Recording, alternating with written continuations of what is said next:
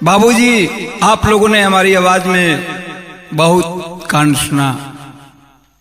कुछ दिन पहले देवरिया कांड आप लोगों के बीच में मैं भेजा था, जिसे आप लोगों ने बहुत सारा अपना दुलार और प्यार गाना के माध्यम से दिए।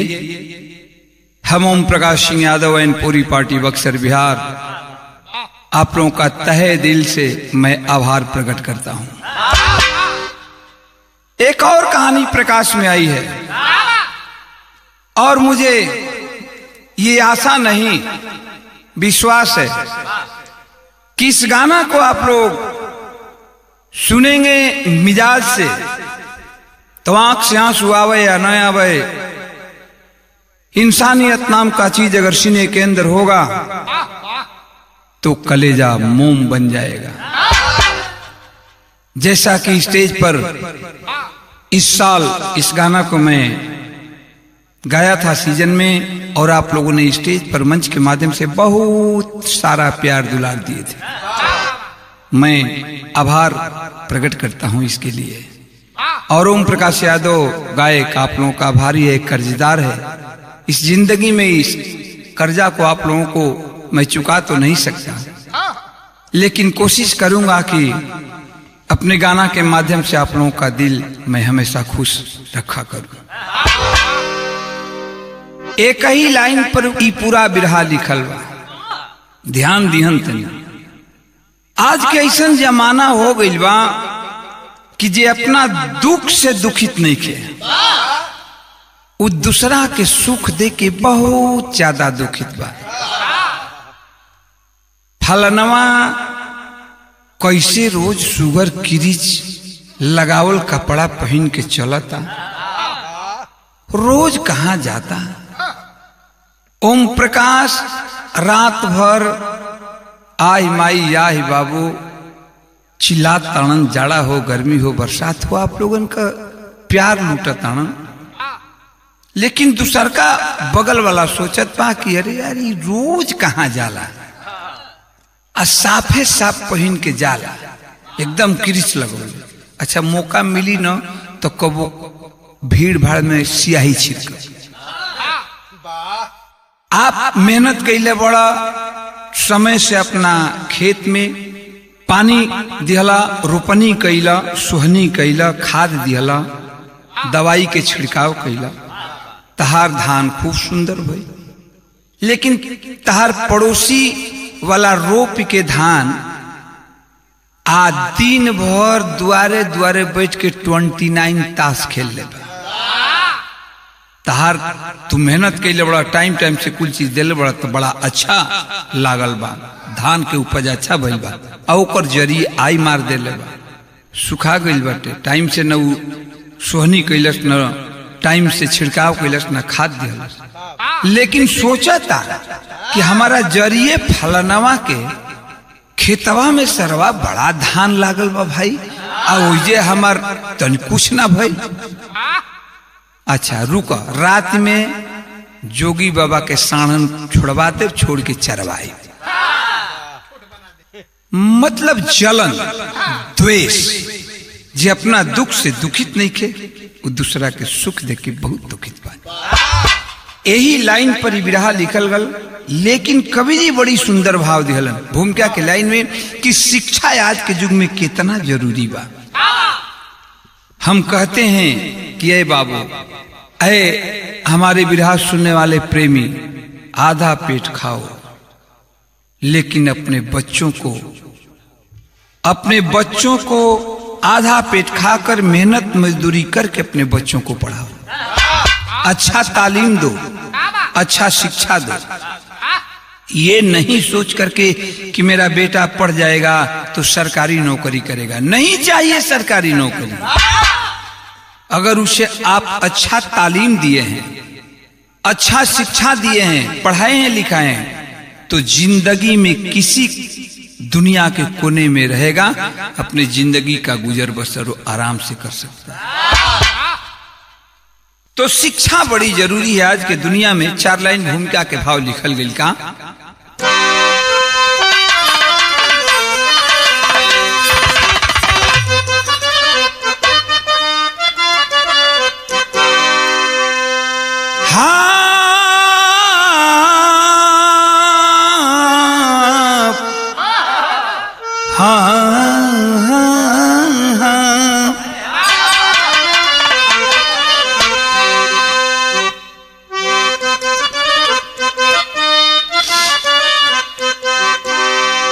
अरे शिक्षा शिक्षा बिन मानव का जीवन अंधेरा,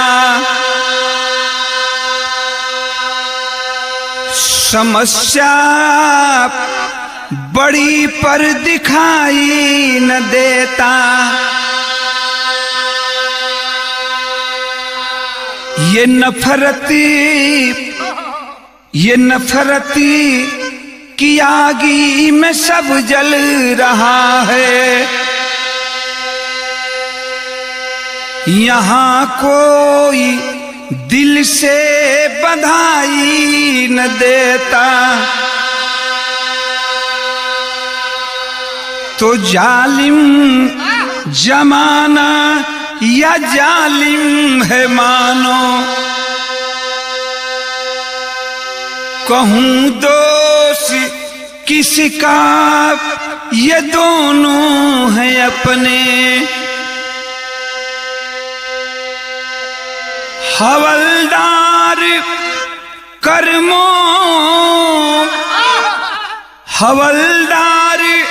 कर्मों में विश्वास कर, झूठे ये दोनों दिखाते हैं सपने।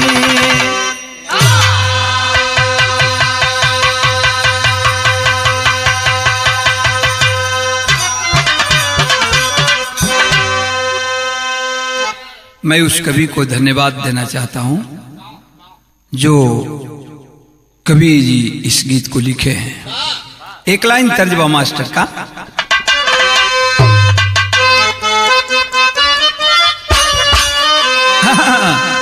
तर्ज पुरान बा जगदीश बेटा, लेकिन आज भी एकरा में वो तने रवानी बा। तर्ज बा का कि पंजाब के बोतल में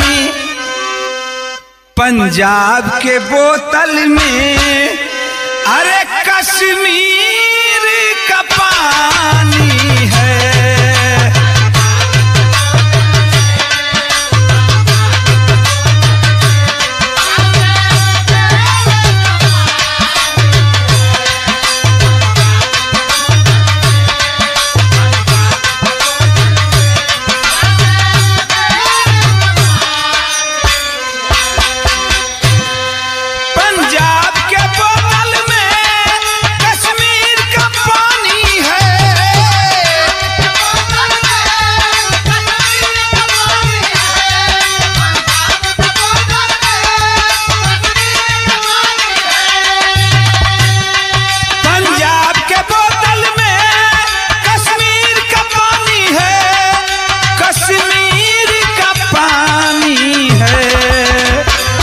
लखनऊ की नजाकत है तो बम्बे की जवानी है।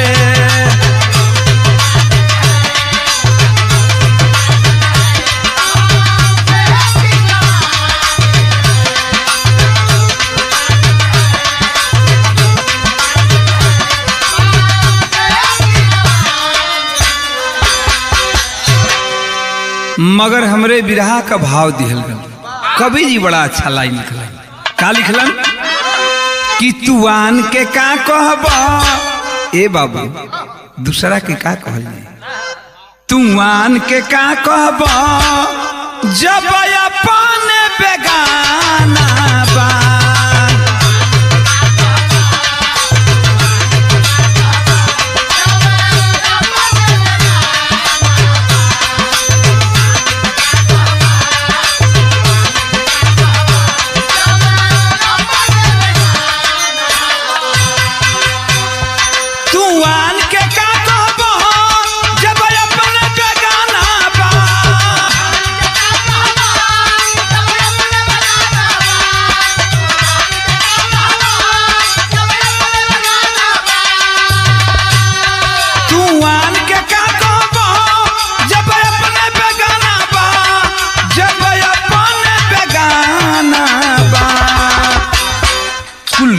के का करब, कुल जान के का करब, जब ऐसन जमाना बा।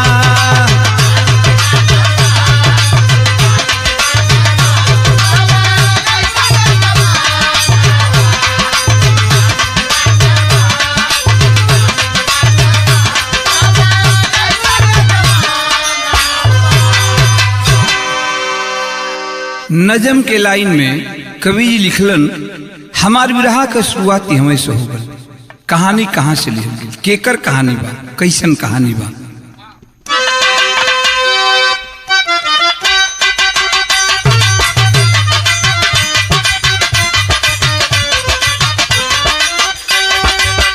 हर माई बाबू अपना औलाद खाती ये चाहेला। माता पिता का सपना या पार होता है, माता पिता का सपना या पार होता है, औलाद ही तो जीने का आधार होता है।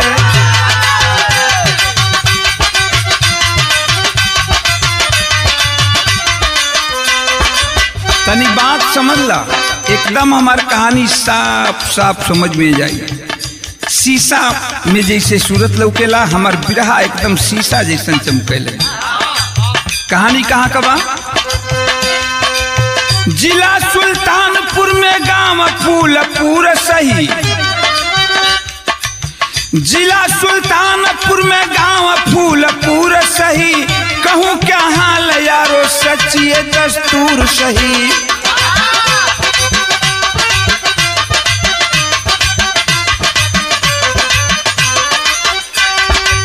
केकर कहानी बा? बिहारी मास्टर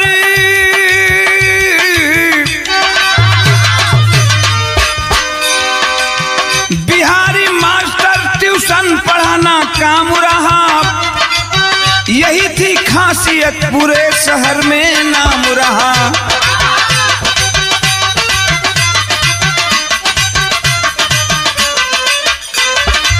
लेकिन 25 वर्ष के उम्र में भी कुंवारे थे, 25 वर्ष के उम्र में भी कुंवारे थे, करूंगा शादी नहीं यही मन विचारे थे।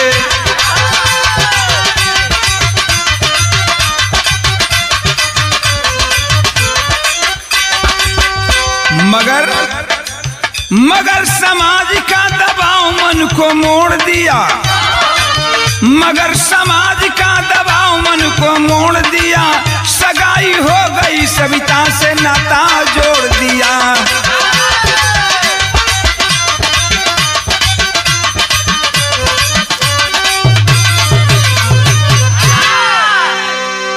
उत्तर प्रदेश जिला सुल्तानपुर। ए बाबू, सुल्तानपुर में एक छोटे गांव, जो ना गांव का नाम फूलपुर पत्रिका में बतावल बा, और फूलपुर में बिहारी मास्टर नाम का एक व्यक्ति रहत रहला। परिवार में केहू ना रहे, न माई न बाबू, केहू परिवार में रहे ना, अकेले जिंदगी बितावत रहन, लेकिन बड़ा नेक काम करत रहलन। गांव में रह के लड़कन का कोचिंग करावे, ट्यूशन करावे, और ट्यूशन करा के अपन खर्चा बर्चा जिंदगी के गुजर बसर कैले। इतना नेक इंसान रहलन कि जेकरा पास पैसा रहे वो, जेकरा पास ना पैसा रहे गरीब आदमी के भी लड़कन के वो ट्यूशन करावे। गांव में अगल बगल जवार में बड़ा इज्जत के निगाह से उनके देखल जाए। उम्र 25 वर्ष रहे, लोग इज्जत के निगाह से देखें। मन में ठान भी ले रहा, बिचारी मने मन कैल रहा कि जिंदगी में तो शादी कर ही के लेके हम। यही तरह आगे पीछे के बा, लड़कन के पढ़ाई ट्यूशन कराई, करा के जिंदगी का गुजर बसर हो जाए। लेकिन बाबू, सामाजिक कहल जाला कि समाज शास्त्र के नियम है कि मनुष्य एक सामाजिक प्राणी है, न पाप करता है न पुण्य करता है, जैसा परिस्थिति आता है वैसा ही करता है। मनुष्य सामाजिक प्राणी है और समाज में रहना है। समाज के इतना दबाव पड़े लगल, लोग समझावे लगलन कि अरे बिहारी मास्टर देखा भाई, अबे तर ठीक निके लागत, तू बियाह शादी कला पर। अपन ब्याह शादी कर ले, घर द्वार बस जाई, परिवार हो जाई, तोहरो मन लागे लागी। आज तू अभी तो ठीक बड़ा, काल गईले पुरान होकबा, कौनो अगर भगवान खुदा न खास्ते कुछ कर, कुछ हो जाए तो तार सेवा सुषमा करे वाला के बा। समाज के इतना दबाव पड़ल कि बिहारी मास्टर के झुके के पड़ल समाज के सामने। और बगल के गांव में ही एक सविता नाम की बड़ी खूबसूरत लड़की रहे, वो लड़की से बिहारी मास्टर अपन शादी कैले है। सविता के और बिहारी मास्टर की जिंदगी बड़ा खुशमय बीतत बा। भगवान इतने ना, भगवान दूठे लड़का भी बिहारी मास्टर के दे दिया। दोनों लड़का तरे ऊपर दिहलन, मतलब कि 3 साल के अंदर दोनों लड़कन के जन्म भइल। पहला लड़का ओकरा 3 साल के बाद फिर दूसर का लड़का हो गया। पहला लड़का का नाम रामविलास, दूसरा लड़का का नाम रामचरण। अरे बिहारी मास्टर जब ट्यूशन करा के घरे लौटे, दोनों लड़कन के अगना में खेलत देखें तो करेजा हरियर हो जाए। समय धीरे धीरे बीते लागल, बड़ा हंसी खुशी से मर्द मेहरारू परिवार के जिंदगी गुजरत बा। अचानक एक दिन एगो घटना घट गल, और बिहारी मास्टर के साथ घटना का घटल बाबू। बिहारी मास्टर को अचानक पैरालिसिस मार दिया, जे के हमनी के देहात में लकवा कहल जाला। पैरालिसिस मार दिलस, बिहारी मास्टर गिर गईलन। मेहरारू बड़ा परेशान भे, लड़का दोनों छोटे छोटे, रामविलास रामचरण। अब बिहारी मास्टर कैसन पैरालिसिस मरलस कि उनका उठे का गाँव ना बा। दवा दारू होके लागल, मेहरारू दवा दारू दौड़ धूप के करावे लगल। अब तक कमाई के स्रोत भी जौन रहे ट्यूशन करवाला का, अब तक ट्यूशन करावे ना, कमाई के 2 पैसा का स्रोत भी हो रुक गल। नतीजा ये निकलल कि मेहरारू अपन गहना गुड़िया बेच के, शरीर पर जितना गहना गुड़िया रहा सब गहना गुड़िया बेच के अब बिहारी मास्टर के दवाई में लगा दिया। लेकिन बारे भगवान का लीला, आखिर बिहारी मास्टर ठीक ना हो बोल। मेहरारू सोच गई कि अब हमारे कुछ करे के पड़े। अब बड़ी सुंदर धंधा उठौलस। ओ फूलपुर गांव से दूध कीने ले जाके सुल्तानपुर बाजार में बेचे, और सुल्तानपुर बाजार से शाम के लौटे तो सब्जी खरीदे, और फिर फूलपुर गांव में ले आके सब्जी बेचे। एक दिन जाए लगल, दोनों बचवन के छोटे लड़कन के घरे छोड़ के बिहारी मास्टर तो बेचारू खटिया पर गिरल हूं, दूध लेके जाए लगल सुल्तानपुर। जब बिहारी मास्टर के देखलस, अपना दोनों लड़कन पर नजर पड़ल तो औरत बैठ के खटिया तर रोत और भगवान के उलाहना देती, भगवान के उलाहना दे के रो के कहत पे। एक लाइन तर्जबा मास्टर, कहा तर्जबा,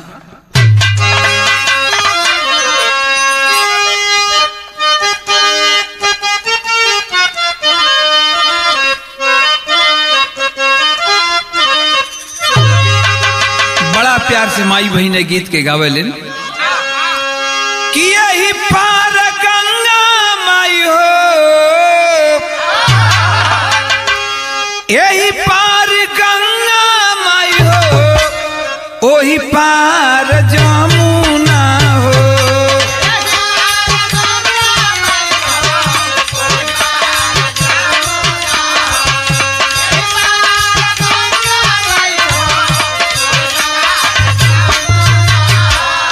यही पार गंगा माई हो, ओही पार जमुना हो। बिचवे में मलहवा रजऊ डेरवा डलले हो,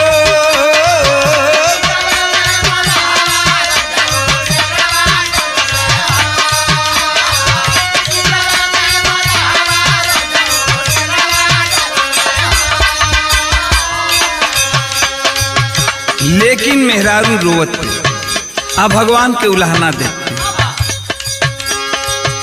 भर लेके भरेला तू जरा लेके जा रे ला हो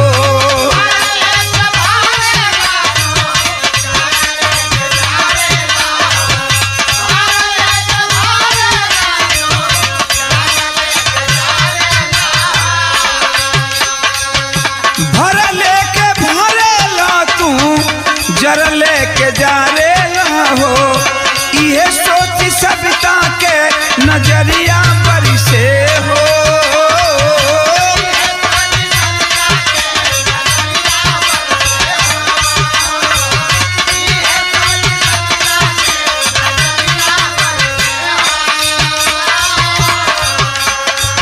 रहल जे सहारा बेसा हारा कोई दिहला हो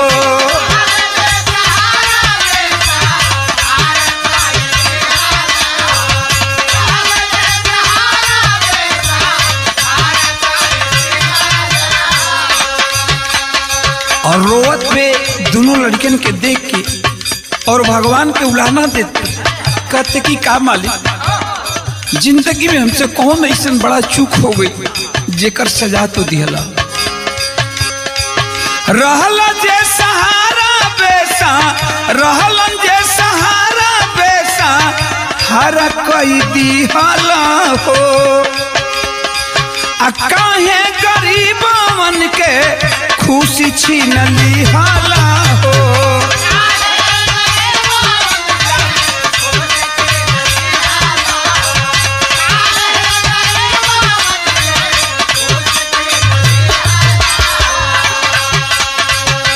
पनिए में पानी बिन मछरिया कर से हो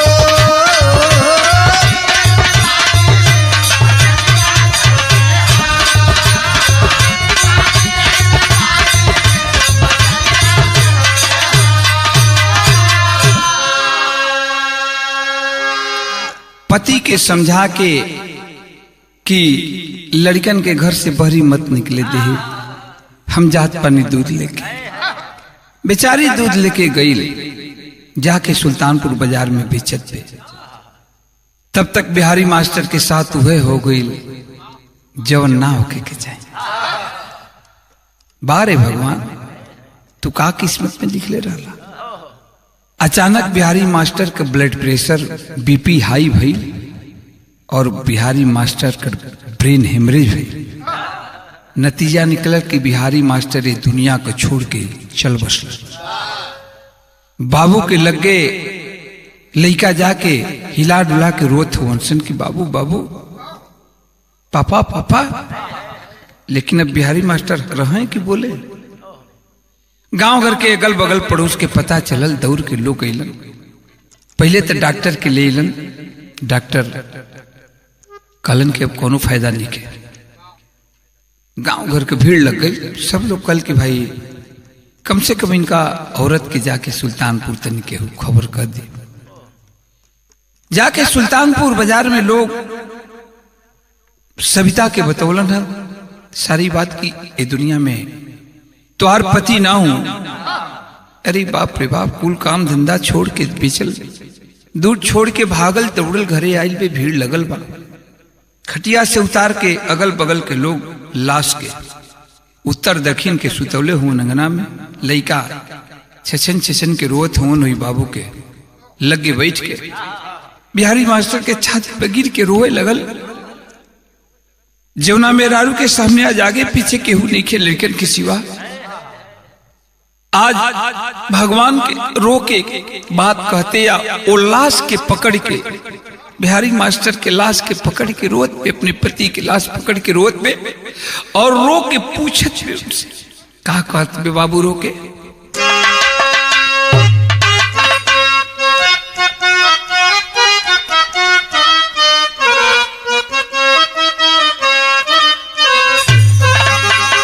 ये रो के कहत पे कि कैसे धोई मांगी कैसे नूरावानू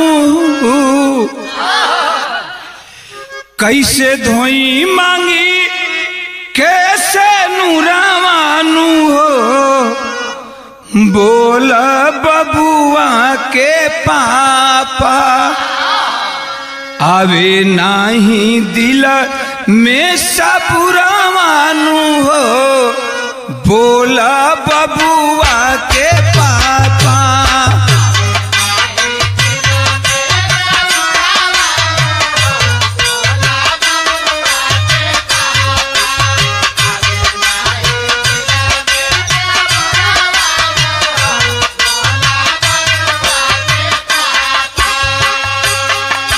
एक बात रो के लाश पकड़ के रोवत बे, अगल बगल के लोग सारा गांव जुटल हमन भीड़ लगल बा, लेकिन अपन पति का लाश पकड़ के आरो के एक बात कहते, दिनवा नार लागे सुझे ना उपैया उजड़ल खोतावा में तड़पे चिड़ैया।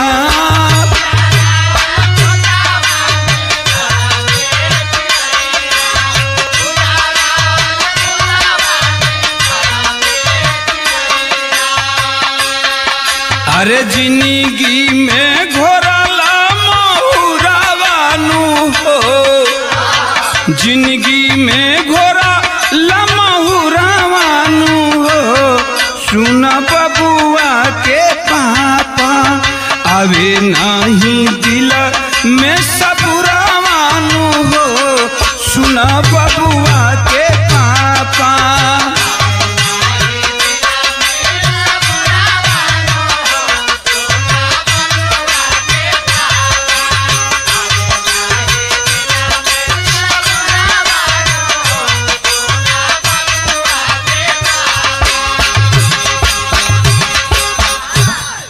ए बाबू गांव घर की मदद लेकर के गांव घर के लोग खुल करके मदद किए, बिहारी मास्टर की लाश को लोग उठाए ले जाकर के अंतिम दाह संस्कार किए।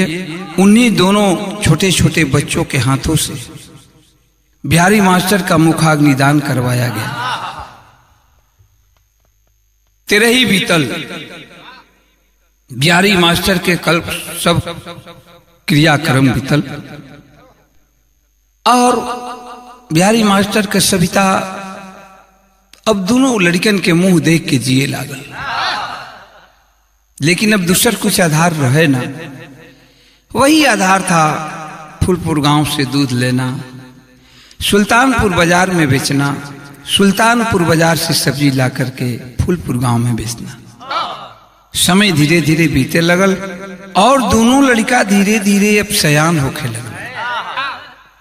मेहनत मजदूरी कई के दूध सब्जी बेच के दोनों लड़कन के खूब पढ़ौलस, राम विलास के रामचरण के।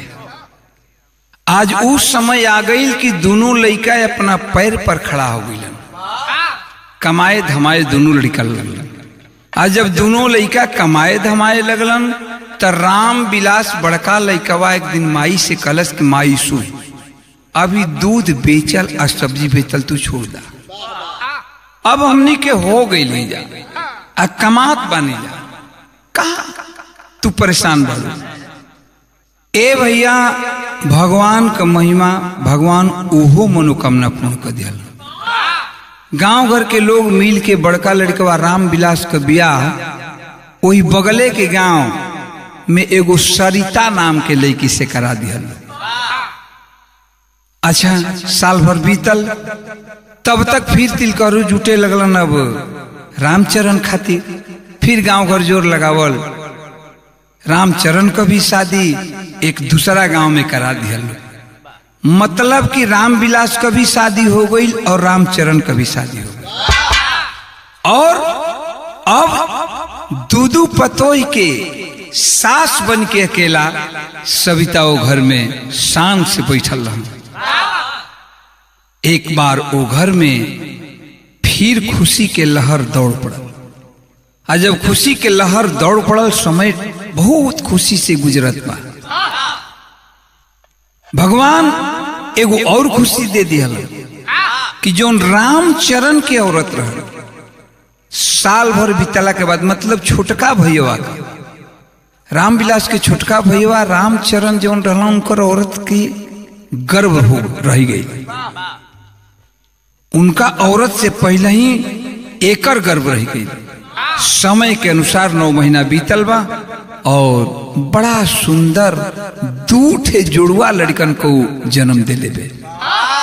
छोटका भैया रामचरण को औरत जब जुड़वा लड़का पैदा भइलन तब तक एक बेर और वो घर में खुशहाली छा गई। गांव घर कलश की बाह देखा भगवान फिर बूझ दिहलन और रामविलास रामचरण के यानी के अब परिवार आगे बढ़ जाए विचरण के। बिहारी मास्टर के सब इ तपस्या का मतलब फल बाटे, संस्कार का फल बा। आज गांव घर खुशी मनावत बा और सविता भी खुशी में झूमत पे। कवि जी भाव दिहला ना का तर्ज का लाइन बा मास्टर।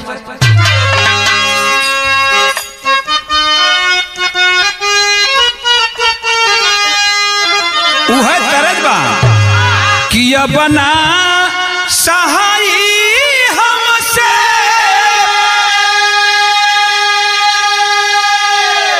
अब ना सहाय हमसे लहंगा के झोल माई रे हम ना जाई।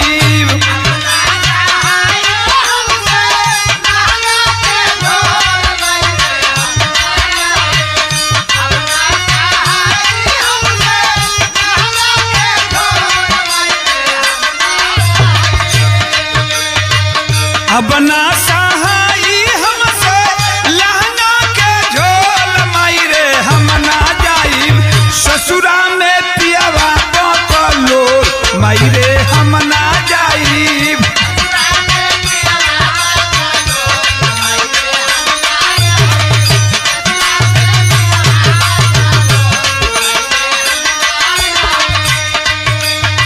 मगर हमरे बिरहा का भाव दिहल गई। गौआ बखरिया झूमे गौआ बखरिया झूमे झूमे रामविलास खुशिया जाइल बाबू।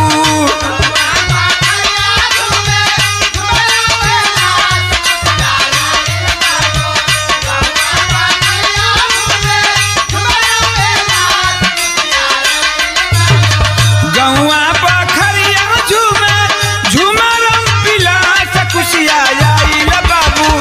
दुईठे जब भइल कुमार खुशिया जाइल बाबू।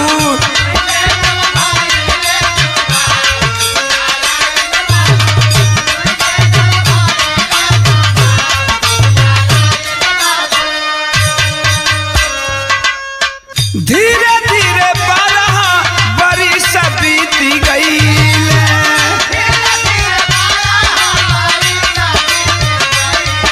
बहुत अच्छे बेटा।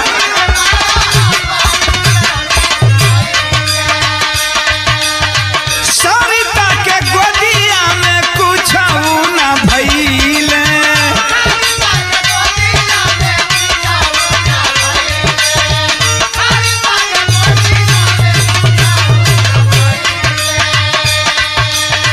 कहियो जरूर मालिक कहियो जरूर मालिक पूरा करिहनिया से खुशिया जाइल बाबू।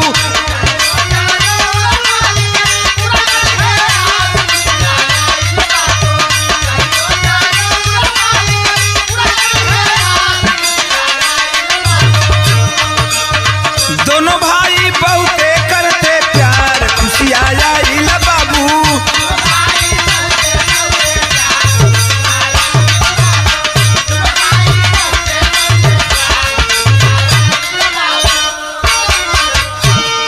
अच्छा तो रामविलास का भी उतने खुशी बा। दोनों भाई में इतना पटे बाबू इतना प्यार दोनों भाई कर रहल कि भगवान जे के भाई दे सो के वैसे नहीं दे।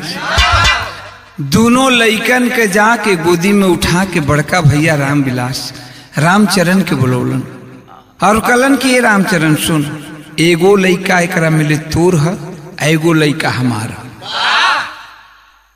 आखिर बड़ा प्यार से दोनों लइकन के नाम रामविलास, एक बड़का लइका का नाम राम रखलन और छोटका का लक्ष्मण। राम लक्ष्मण नाव रखलन। लड़का धीरे धीरे बड़ होखे लगल सन, समय के अनुसार स्कूल जाए लगलन सन। 12 बरिस बीत गई बा। लड़का धीरे धीरे मतलब 12 बरिस बीत गई, लेकिन देखा हर औरत के होला कि भगवान हमारा कोख में एगो बच्चा पैदा कर दे। जेवना औरत के बच्चा नहीं खे ओकर जिंदगी अधूरा बा, ई बतावल गइल बा। आस पड़ोस के लोग ओकरा तनी कमो दुख बा, आस पड़ोस के लोग 2 बरिस 3 बरिस बीतत बीतत लोग बतियावे, मेरा रुआ बतियावे लगे, आ फलानिया के कुछ हो ही ना का हो, मतलब ताना लोग मारे लगे। रामविलास के औरत सरिता के ये बात का दुख बा कि जना तो भगवान हमारा कोख में कुछ ना दिया, लेकिन रामविलास समझावे कि पागल हो, अरे दोनों लड़कवा हमनिए के न हुआ, दोनों लड़कन में अंतर का बा। खैर बारे भगवान जे के देला ओके छप्पर फाड़ के देला। 12 बरिस बीतत बीतत और रामविलास का औरत भी गर्भ धारण कैलस। नतीजा निकलल कि समयानुसार एगो बड़ी सुंदर खूबसूरत लड़की पैदा कैलस। आ जब रामविलास के लड़की भई तो छोटका भैया रामचरण बड़ी खुश भइल। वो बेटी के गोद में उठा के कहलन कि भैया पहले तो हमनी के जिंदगी संवर गई कि हमनी के दोनों भाई के कन्यादान देवे के एगो बेटी मिल गई। आ दूसरा बात ही भइल कि दोनों लड़कन के, राम के लक्ष्मण के एगो बहुत सुंदर बहन मिल गई। कितना भाई में प्यार बा। अच्छा उन्हें दोनों लड़का भी पढ़त हुवन समय के अनुसार, अब पढ़े लिखे में तेज भइलन। हर लड़की धीरे धीरे बड़ होखे लगल। लड़की के नाम खुशी में दोनों भाई मिलके आरती रखल। आरती भी पढ़त हो, धीरे धीरे स्कूल जाए ला के भइल तो स्कूल जाए लागल, पढ़े लिखे में हो तेज निकलल। लेकिन समय के अनुसार बाबू दोनों भाई मतलब रामचरण के दोनों लड़का राम लक्ष्मण जवानी के दहलीज पर भइलन। आ जवानी के दहलीज पर जब भइलन ता दोनों भाई गोरखपुर भर्ती निकलल रहे, खुली भर्ती रहे, वही भर्ती में जाके खड़ा भइलन। आ देखा भगवान का माया, दोनों भाई सिलेक्ट हो गइलन एके संगे। मतलब फौज में दोनों भाई भर्ती हो गइलन, एके संग में दोनों भाइयों का जन्म भइल, एके संगे पढ़लस लिखलस ना, एके संगे भर्ती भी हो गइलस। जब घरे पता चलल बा तब लड़का के आजी कितना खुश भे। सविता माई बाबू तो खुश बढ़ले बन, सब खुश बढ़ले बा, लेकिन दादी और खुश भे। कहल जाला कि आज कैसन जमाना आ गइल बा कि मुरवा के छोड़ के लोग सुदिया के ज्यादा ध्यान देते हैं। तब तरज बा का तर्ज का लाइन बा मास्टर,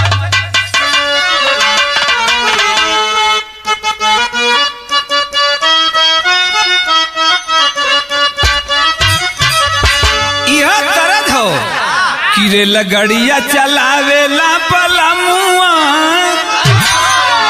ए जगदीश बेटौना, रे लगड़िया चलावेला पलमुआ, देखेला नहीं लाल झंडी।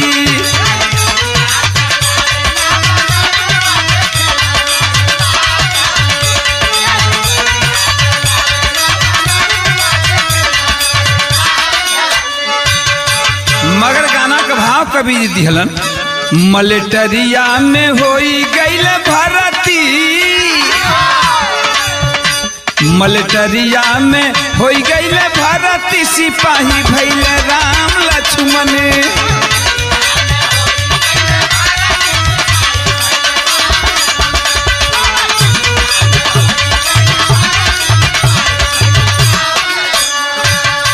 माई बाबू के दिल में खुशियां समाइल,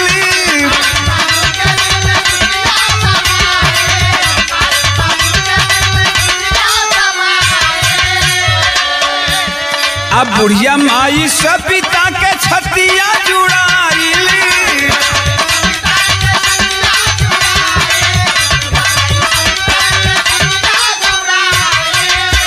दोनों नाती के उतारे लिया रती, दोनों नाती के उतारे लिया रती, सिपाही भइल राम लक्ष्मण।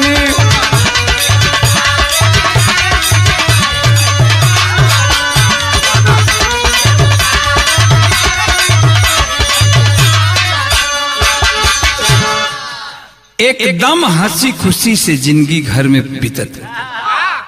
आरती बहन भी धीरे धीरे जवानी के दहलीज पर जाए लगल। आज दोनों लड़का था ट्रेनिंग खत्म भइल, 6 महीना का ट्रेनिंग कई का अपन दूसरे जगह, एक भाई के दूसरे जगह ड्यूटी लग गई, दूसरे भाई के दूसरे बॉर्डर पर ड्यूटी लगल। अपन दोनों भाई ड्यूटी करे लगल। खूब खुशी से जिंदगी ओ राम विलास के रामचरण के बीतत बा। अब का पूछे के बाद दूधू को लेकर नौकरी करता बा। समय कुछ दिन बीतल, लेकिन देखा बाबू हम कलिया के जी अपना दुख से दुखित नहीं खे। आज के जमाना में वो दूसरा के सुख देख के बहुत दुखित बा। वही गाँव में एगो पाणे जी रहल, जेकर नाम रहे त्रिलोकी पाणे। अच्छा, तो उनकर एगो बहुत बड़ काम रहे। वो रोज एक खटिया के मरद मेरा 2 खटिया जले ना करें तले उनका पेट का पनिये ना पचे। आउ नहीं के मित्र रहलन ये छोटका भाई रामविलास का रामचरण। अब संगे उठे बैठे लोग। एक दिन कहलन त्रिलोकी पाणे कि ए रामचरण, तू बड़ा हमारा अजीज मित्र, बड़े संगी हुए। आ दूधू को लइका तो नौकरी करे लगल आ तू आज तक पार्टी उटी ना दिहले। कहलन रामचरण की गुरु कौना चीज के हमरा कमी बा, भगवान सब कुछ अब दिले हैं। और जहिया कह पार्टी, जवन कह तवन।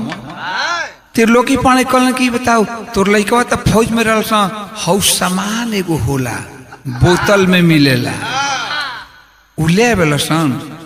त्रिलोकी पाणे जब भी बात कहलन तो रामचंद्र कहलन कि का रोम ओम तक ले आवेलसन। तो हाँ हाँ वो है।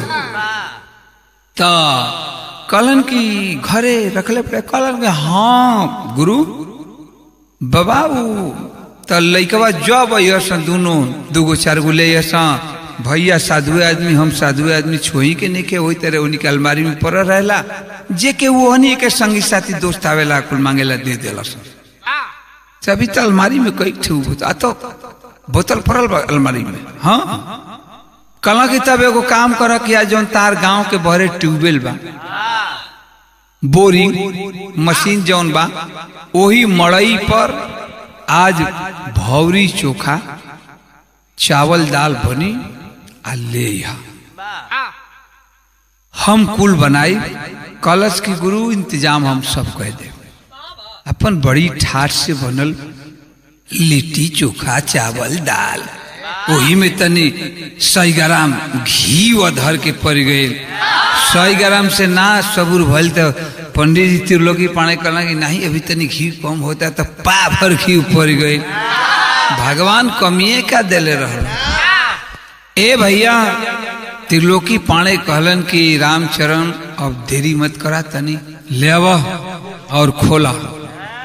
कहलन ले आके रामचरण ध दिलन। कहलन कि गुरु जितना मन करे उतना ले ला, और हमके तो एकरा से मतलब बाना कोनो, हम संगे खाना खा ले। अपन हाली हाली अपन खोलत हवन त्रिलोकी पाणे।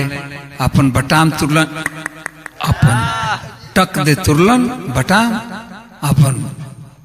ओकरा बाद 2 गो गिलास में धरलन। कहलन कि देख रामचरण, तोरा से आज से कुछ कहले नहीं आज तक। ई दारू ना है, दवाई है। आ यही से फौजियन के दिहल जाला। तू ले ना, देख साला कोई गुरु के कराला खत्म हो जाला। अब नहीं करत रामचरण लोग की बरियन दोस्ती का हवाला देके, दोस्ती का कसम धरा के त्रिलोकी पाणे वही रामचरण के 1 पैक पिया दिहलन। जब 1 पैक पियोलन तब शरीर झंझनाई, हमू कहिला बाबू की दारू पियल खराब चीज ना है, दारू दवा है। आ दारू पे वो हम गीत गौले रहे सुपर कैसेट में जो बड़ा आप लोग लायक कैले रहा हंस राज हंस के ट्रैक पर है। का गौले रहनी बाबू?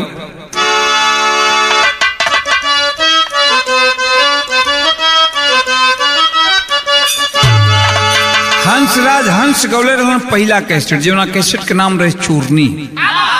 टी सीज में गौलन कि दिल चोरी सड्डा हो गया हुआ की करियो की करियो।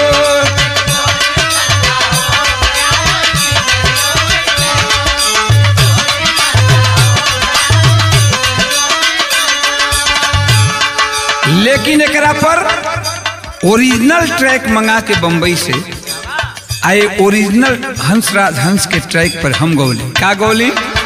दारू पर, जो ना के बढ़िया आप लोगन प्यार दिहला। महुआ के दारू छोड़ के भाई इंग्लिश दारू पियल करा। तैयारी में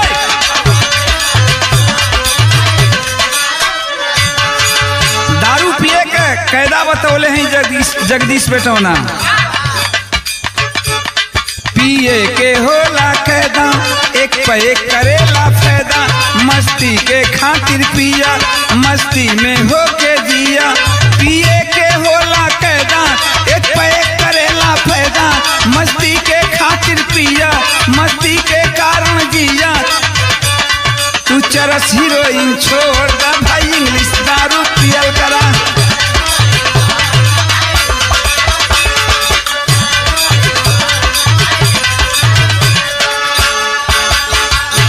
दूसर की अंतरा में गौले हैं गांजा से छाती जा रे, पिए वाला हीरोइन मारे, खूब ठाक से पिया घरे, विस्की जब जब मन करे। गांजा से छाती जा रे, पिए वाला हीरोइन मारे, खूब ठाक से पिया घरे, विस्की जब जब मन करे। तू ओम प्रकाश के जोड़ ला भाई इंग्लिश दारू पियल करा।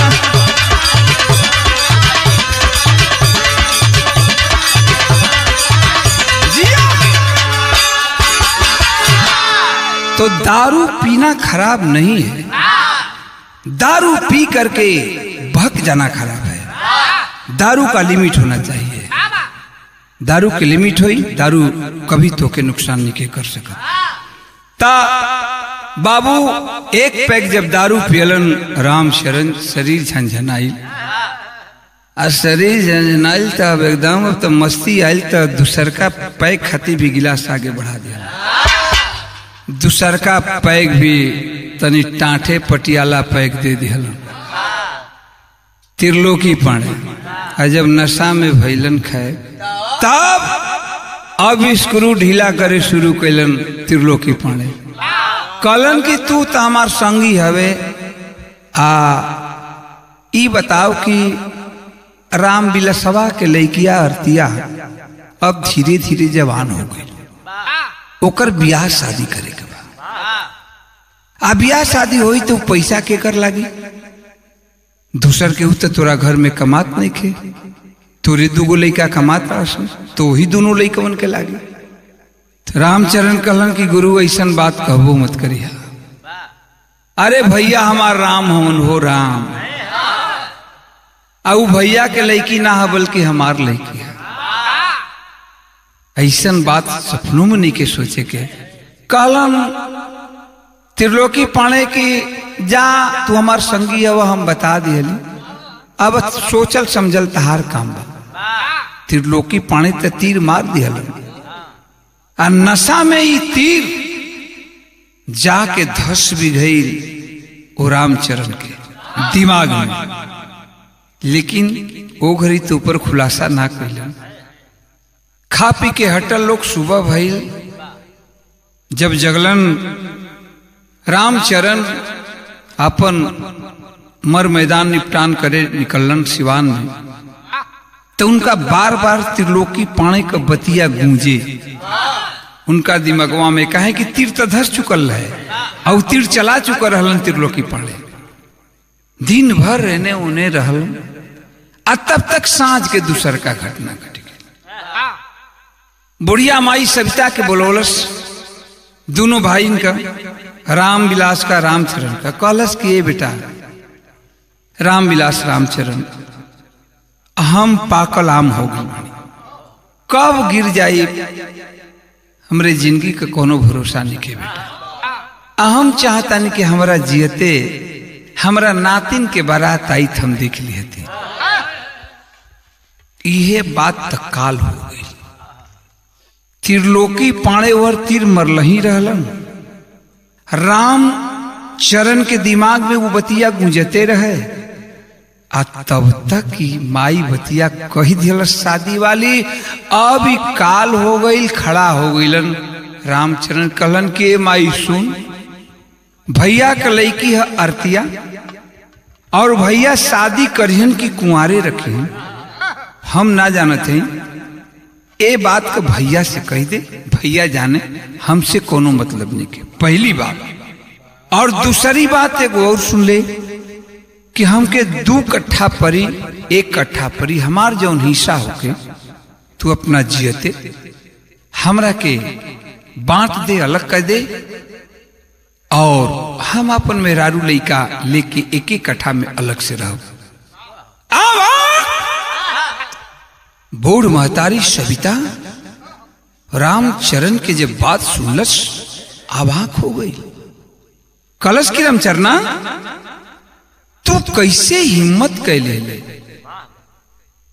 आई बात कहे कि तोरा हिम्मत कैसे पड़ी तू अलग रहे ना हमरा जीते जी कबो ना हर माई बात चाहे कि जब तक हम जियता नहीं हमारे बेटा बेटी अलग मत होगा बेटन में बंटवारा मत होगा हर माई बाप का ख्वाहिश होला लाख माई समझौलस डटलस लेकिन रामचरण माने के तैयार ना भइलन कालन की माई कुछ भी होके सोच समझ ले ना तो फिर हमरा वह काम करे के पड़ी दुनिया के जनावे के पड़ी और भैयो सुनते हुन अगर तू ना मन भी तो हम पंचायत बटोर गांव घर बटोर के माई समझावत माई रोए लगल रामविलास उठ के वहां ले चल दिलन जाके दूसरे के द्वार पर सुतलन और रात रोए लेकिन दूसरा दिन माई समझावते सवेरे रामचरण के बुला के और रोत एक बात कहते का कह लेबे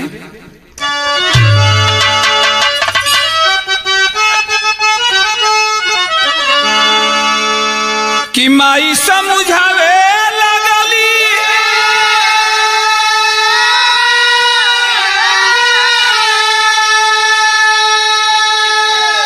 माई समझावे लगली दुख सुनावे लगली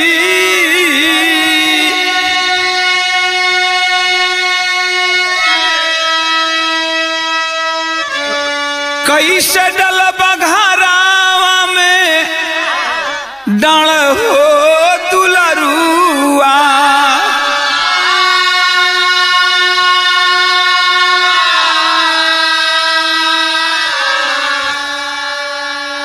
चिटुकी भर माहुर बेटा चिटुकी भर माहुर बेटा हमके खियाई देता लेकिन मारा जन छतिया में बाण हो दुलरुआ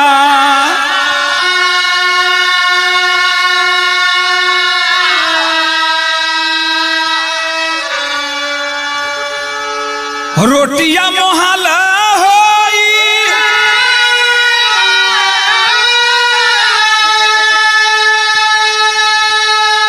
रोटिया मोहला होई दुख बड़िया होई जाई दिनावा पहाड़ हो दुलरुआ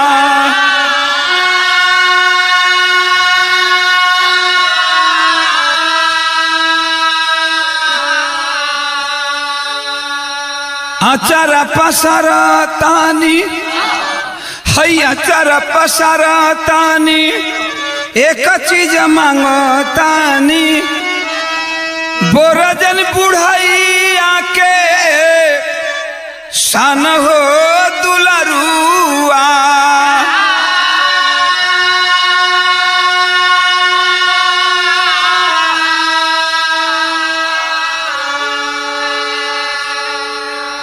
माई लाख समझाई बाबू, लेकिन रामचरण पर कोनो असर ना पड़ा। कभी टेरी के भाव लिखते पढ़ी के द मास्टर।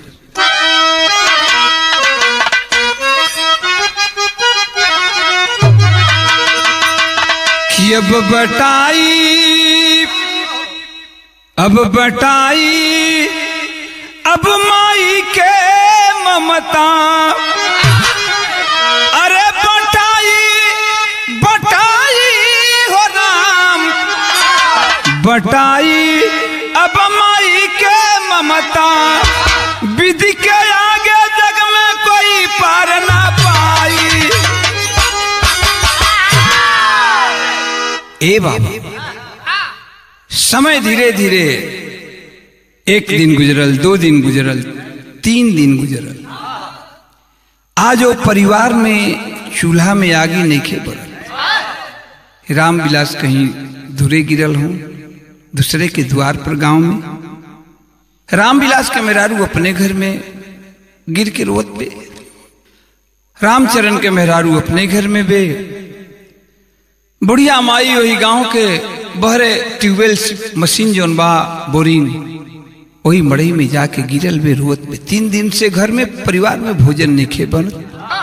एगो उहे बच गई बे लड़की आरती। लड़की कहल जाला कि बेटी अगाई बरोबर होली। वो बेटी के लड़की आरती के जब समझ में आवे कुछ बनावे, माई की ले जाओ। माई 2 दिन खैले हो गई, ले कुछ मुंह में डाल ले। माई कहे कि ले जा बेटा खाला। ए तरह आज तीसरा दिन अचानक देखें संजोग, रामचरण के बड़का लड़कवा को छुट्टी मिलल। आज छुट्टी बितावे खातिर आज तीसरा दिन घरे आइल बा। देखत बा कि घर में दादी नहीं खे,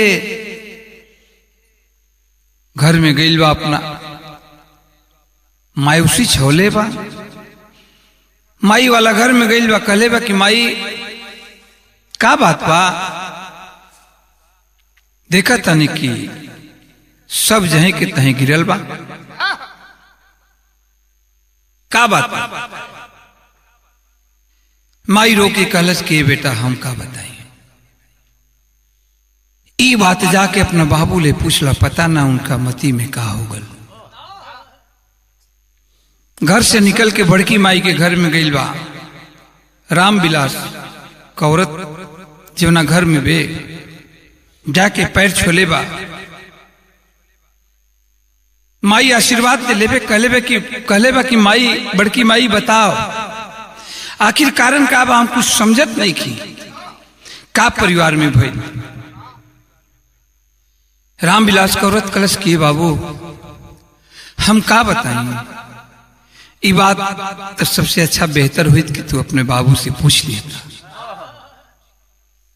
अभी घर से निकलते बा तब तक बहिनिया स्कूल से अपन वही बस्ता कापी किताब छाती तर दबले आ घर में प्रवेश करते ज्यों भाई का देख ले बे बड़का भैया राम के आंख में आंसू डबडबा गई। पैर छोले बे और मुड़ी गाड़ के जाए लगल घर में। अपने रूम में पीछे पीछे गई बड़का भाई राम कलश की ए आरती हम कुछ समझत नहीं की, बताओ आखिर बात का सच्चाई बता। रो के बहन आरती कलश के भैया सच्चाई ये बा कि कुल झगड़ा के जड़ हम ही बानी। नए घर में हम रहती आ नई झगड़ा होखी आ नई कलब ही रही। आज 3 दिन से घर के चूल्हा में अगी नहीं खिजोरा। ते भैया एगो काम करता, कि माहौर ले आके हमके दे दिया था, हम खा के मर जीती, न हम घर में रहती और न हमारा चलते ही कला होगी। भाई कहलस की अच्छा ठीक बा। घर से निकल राम, बहनिया के बात सुन के गई ट्यूबवेल पर। दादी से कहलस की दादी काहे गिरल बड़ी, चल घरे। दादी सारी बात कह के रोए लगल कि अब कौन मुंह लेके हम घरे जाई बेटा। ताहर बाबू के पता ना का हो गई दिमाग में अचानक सारी बात बतौले बे। ताहर बाबू अलगा होके के कहत हूँ। राम कहलस कि बाबू अलगा होके के कहता हूँ तो ठीक है तो कहता हूँ, कौन गलती कहता हूँ, अलगा कह दे। अब तो तनी बचल खुचल जवन रहे वो खत्म हो गई। सोचत में दादी की बपवा तो कहते रहे कर अलगा होके के, लइको सुर में सुर मिलावे लगा, इहो अलगा होके के कहता। आ ई बात जब ओकर बाबू रामचरण सुन कि हमार बेटा छूटी आइल बा, ओकरो मन बालगा होके के अब का पूछे के बा। कान्ही पर गमछी धैलन, त्रिलोकी पाने के लिहलन, आ पूरा गांव में घूम घूम कह अलन कि भैया हम भैया से कल हमार बंटवारा होता, चलिए यह लोग तनी हमरा सही सही बंटवारा आपको कह दिया। गांव के जे प्रधान रहे मुखिया रहे उन्हों के गैलन जाके अपन सारी बात बतौलन कि कल प्रधान जी मुखिया जी कल भाई से हम अलग होता नहीं, भैया हमसे अलग होता, तया के सही से बंटवारा कर दिया। नतीजा निकलल का अल्लाह के लाइन पर।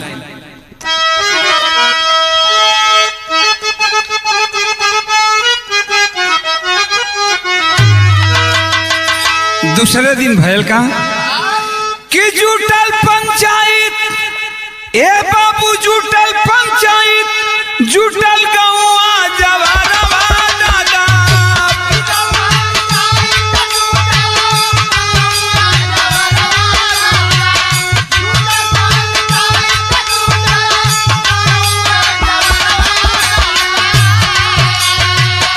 जुटल रहे घरवा के पूरा परिवार।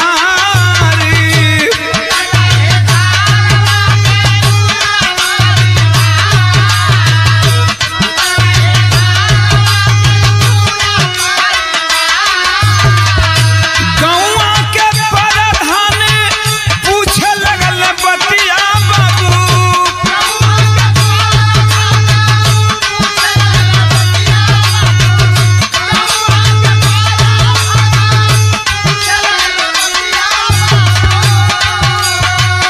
बोला रामचरण कबा तोहरो विचारी।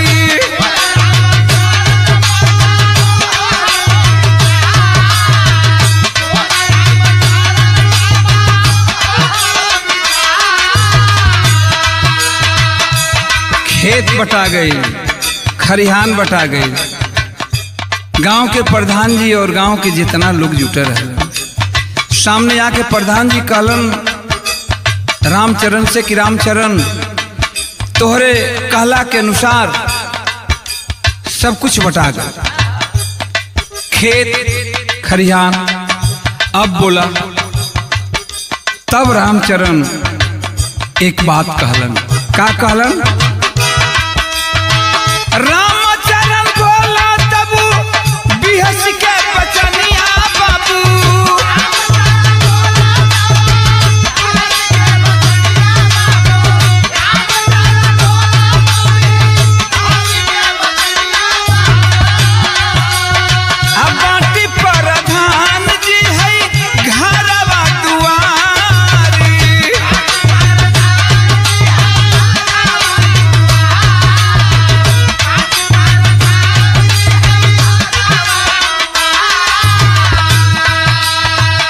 कहलन रामचरण की प्रधान जी जैसे खेत बटाइल, बदार बटाइल, खरिहान बटाइल, अब यही लगले देरी कैला के जरूरत ना बा, घरों द्वार बटा जाए ताकि अपन छेरदवाली दे के गणवारा दे के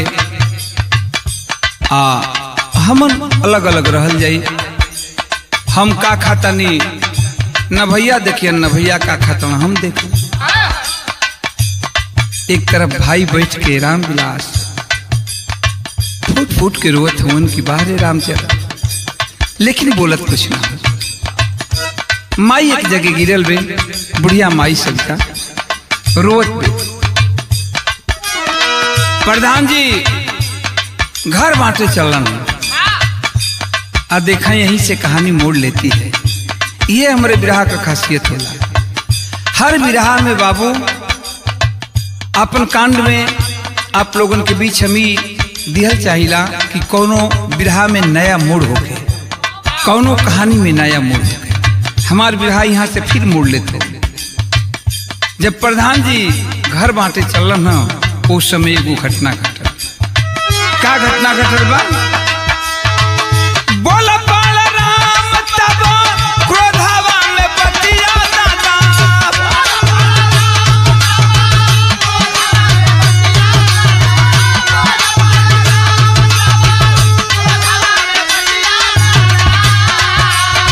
सही बंटवारा नहीं भइल सरकारी।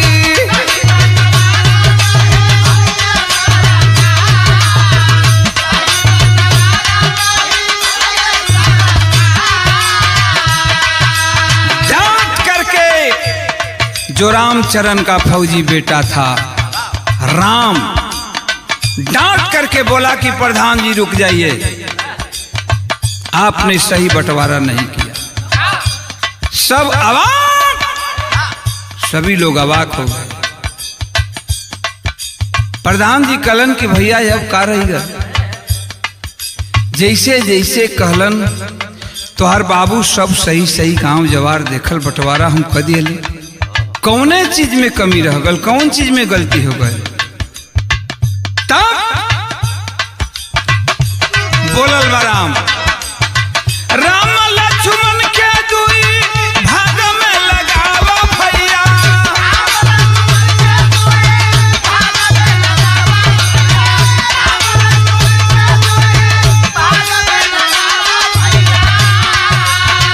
एक लिहे राम एक लक्ष्मण दुलारी।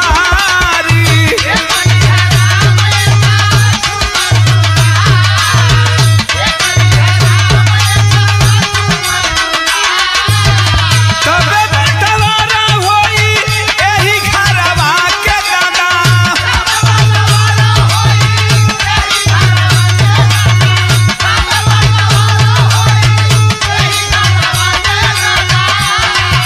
आ बोला बड़का बाबू का बा मरजी तोहारी।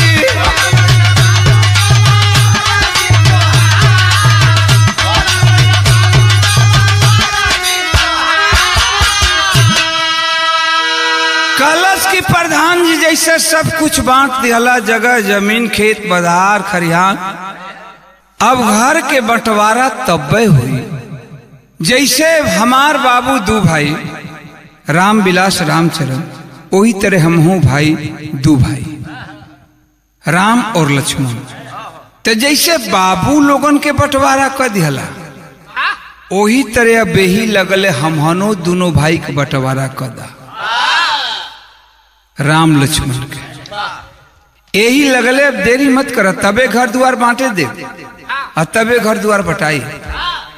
यही लगले हमनों को दोनों भाई का अलग करा, हमनों को जौन हक हिस्सा होके वो दे दा।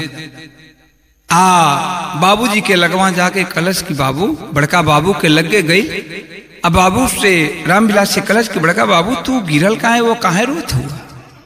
तू तो कहत रहला बचपन से कि राम हमार लइका है लक्ष्मण रामचरण के, तम तोहरे लइका आई आ तोहरे लइका रह। चला उठा, अब प्रधान जी बंटवारा करा, हमनो दोनों भाई के बंटवारा करा।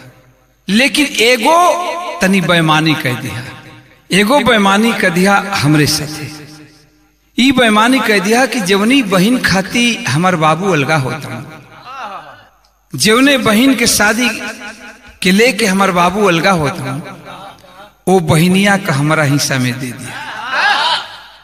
ये तनी बेईमानी कर दिया, बल्कि हमार हिस्सा में ले 1 कट्ठा अधिक, 1 बीसा अधिक हमरे छोट भाई लक्ष्मण के दे दिया। लेकिन ई बेईमानी कदा कि जोना बहन खाती हमार बाबू अलग होते, वो बहनिया के हमारा हिस्सा में डाल दा। अरे बाप रे बाप, जब इतनी बात गांव के लोग सुनलन, प्रधान जी सुनलन, अवाक हो गए। सभी लोग देखते रह गए। बुढ़िया माई जब सुनलस नाती के मुंह से ऐसन बात, बुढ़िया माई उठ के बैठ गई। कलश की बाहर नाती, हम ना जानत रहली कि घर के भगवान तो हुआ, तार नौवे राम नईखे, तू राम बड़लो बड़ा। ए बात के जब त्रिलोकी पाने सुनलन, सोचे लगलन कि अरे यार, इ तो हम खेलनी कुछ और हो गई कुछ और। कुल हमार लीपल पोतल रामचरना के लइका सलाई खर खून कर दियालस। अपन धीरे से उठलन, छूतर झरलन, आ कानी पर गमछी रखलन, मुड़ी लटकौले 9-2-11। हाँ हाँ ठीक कला, अपन चल दियालन। अब गाना का अंतिम लाइन में कवि जी लिखलन है, ऊ बड़का भैया राम एक बात कहता कि अरे धन दौलत के हिस्सा, धन दौलत के हिस्सा अब लगाई बाबूजी, आयारती बहिन हमके बखरा में चाही बाबूजी।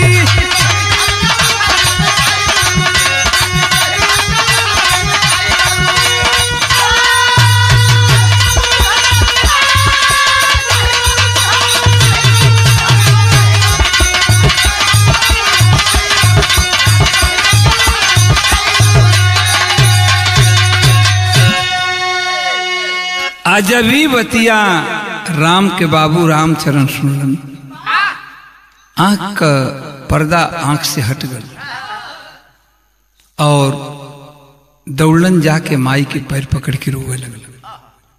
सविता के कैलन है का कि रामचरण रोवे धई के माई के चरनिया, माफ कर माई हमर सगरो नदनिया। तारो गरवा सगरवा लगाई बाबूजी, आरती बहिन हमके बखरा में चाही बाबूजी।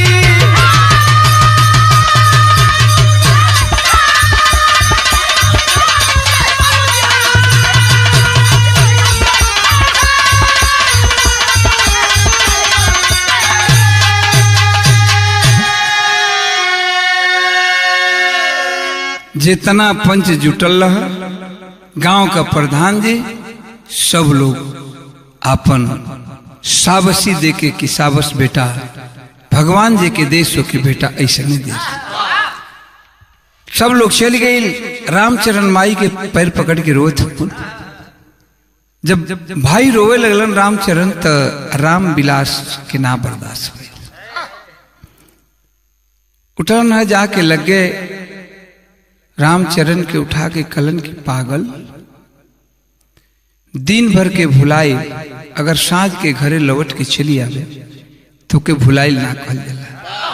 अतु तो हमार भाई है, कौना चीज खाती अलग होत रहे, तोरा दिमाग में की भर देले रहा, तोरा खातिर हम जान देवे खातिर तैयार बनी। खेत बधारा घर दुआर ई जगह जमीन कौना बात का बा, कौना काम का बा। ए भैया तो जेके भाई देश भगवान ओके भरत जैसन देश, ना तो जरिए लिखल बा कि भाई जैसन हित न भाई जैसन दुश्मन। भाई हो तो भरत जैसा। सब लोग मिल करके रहने लगे और मिल के दोनों भाई मिल के खूब शौक से, आरती का दोनों भाई मिलके इंजीनियर से लड़का इंजीनियर है, उससे शादी लोग की है। जब ये गाना लिखा जा रहा था तो मेरा प्रोग्राम अम्बेडकर नगर में था। मैं गया था पता लगाने के लिए, देखने के लिए बिहारी मास्टर का गांव और घर मैं गया था। बाबू आप लोग भी जाएंगे या गूगल या यूट्यूब खोल कर देख लेंगे सच्चाई क्या है। आज भी ज्यों ही वो गांव में घुसबा, केहू से पूछबा कि ये भैया बिहारी मास्टर के घर कौन है।